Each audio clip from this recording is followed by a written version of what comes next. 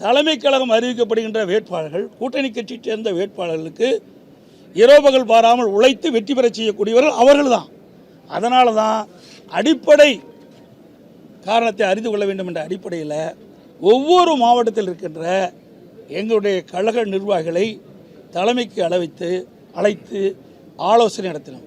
முதலாக காஞ்சிபுரம் மாவட்டம், பேர் அண்ணா அவர் பிறந்த மாவட்டம், அவருடைய பெயரில் எங்கள் இயக்கம் இன்னைக்கு இயங்கிக் கொண்டிருக்கின்றது. அந்த அடிப்படையிலே முதலாக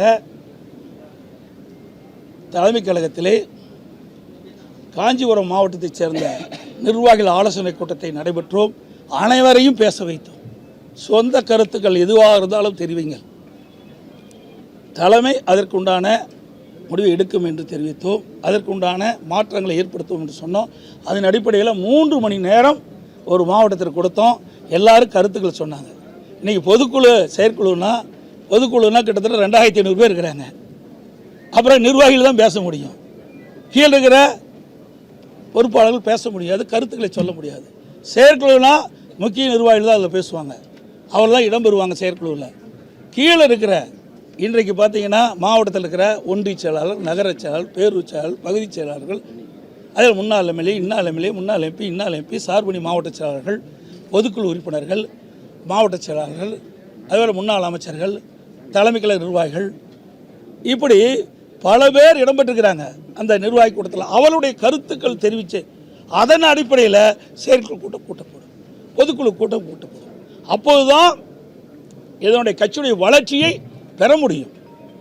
இன்றைக்கு வெற்றி வாய்ப்பு இழவதற்கு என்ன காரணம்? ஒவ்வொரு தொகுதியிலும் தனித்தனியாக கழக நிர்வாகியுடைய ஆலோசனை பெறப்பட்டு பிறகு செயற்குழு பொதுக்குழு கூட்டப்படும்.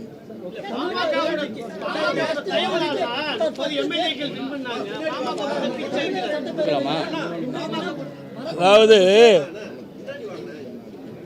இது அவருடைய கருத்து. ஏன் அவர் 2021 தோத்தாரு? விழுப்புரம் சட்டமன்ற தொகுதியில் ஏங்க தோத்தாரு? அங்கே விழுப்புரம் மாவட்டம் தான் பாட்டாளி மக்கள் கட்சி வலிமையாக இருக்கிற இடம். அதில் அவர் வெற்றி வாய்ப்பு இழந்துட்டார்ல. இப்போ அவர் மட்டும்தான் ஜெயிச்சிருக்கார். 3 இடங்கள் அவர் பரிந்துரைப்பட்ட வேட்பாளர் தான் நிறுத்தணும். அவர் பரிந்துரையின் அடிப்படையில் தான் அந்த மாவட்ட வேட்பாளர் நிறுத்தணும். விழுப்புரம், வானூர், திண்டிவனம் அதுலேயும் வெற்றி வாய்ப்பு இழந்தாங்க. ஆக இதெல்லாம் காரணம் இல்லை, ஏதோ சொல்ல வேண்டும் என்பதற்காக சொல்கிறாங்க. கூட்டணியில் ஒரு குழப்பத்தை ஏற்படுத்தணும், அதுதான் அதோடைய கருத்தை நான் பார்க்குறேன். அனைத்து இந்திய அண்ணா திராவிட முன்னேற்ற கழகத்தை பொறுத்த வரைக்கும் எந்த கொம்பனாலும் அசைத்து பார்க்க முடியாது. அனைத்து இந்திய அண்ணா திராவிட முன்னேற்ற கழகம் என்பது பல்வேறு சோதனையை கண்ட இயக்கம். இன்றைக்கு நேற்றைக்கு இல்லை, தலைவர் காலத்திலையும் சோதனை பார்த்தோம், அம்மா காலத்திலையும் பார்த்தோம். ஆக வெற்றி வாய்ப்பு இழப்பு 2 மாறி தான் வருது. 1991 2 இடம் தான் திமுக ஜெயிச்சது, 96 ஆட்சி அமைச்சது. அண்ணா திமுக 4 இடம் தான் வெற்றி பெற்றது, 2001 ஆட்சி பொறுப்பு ஏற்பட்டது. 2011 திராவிட முன்னேற்ற கழகம் எதிர்க்கட்சி வரிசையில் கூட அமர முடியல.